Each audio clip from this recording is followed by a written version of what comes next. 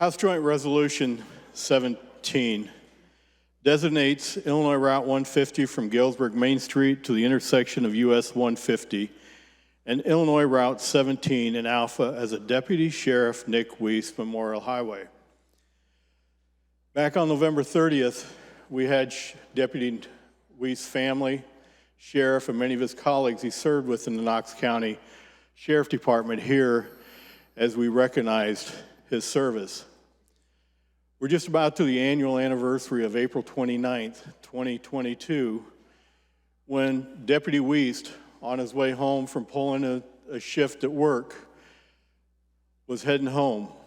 He had performed duty on third shift. As he was heading home, he heard on the radio call of police in pursuit of a suspect who'd been seen with a gun and other illegal activities in the city of Galesburg.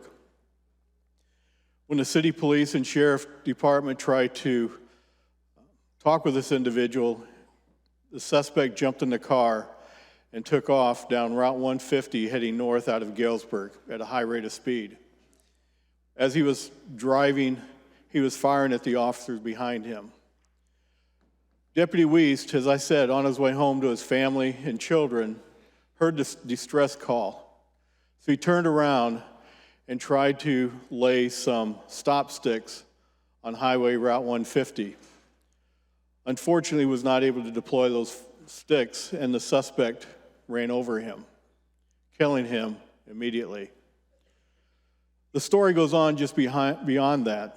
Just a mile away from where the incident took place, which was a mile from my house, when I saw the sheriff car, or when I saw all the red and blue lights within a mile from my house, my first instinct was to call my son.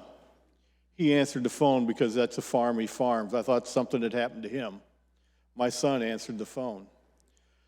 A mile further north from the incident site was the Alwood Elementary School as children were crossing the road going to school that day. I like to believe that Nick Weist sacrificed his life in saving many of those Alpha Elementary School children, not only helping his friends, his other deputies and colleagues, but saving the lives of many children. It could have been a more terrible sight than what we had to go through at that time. Deputy Weist always wanted to be a police officer, and as he was serving his community and many other volunteer services on fire departments and other volunteer services at school, he was recognized by so many of his colleagues for all he had contributed to his community and many of his community members.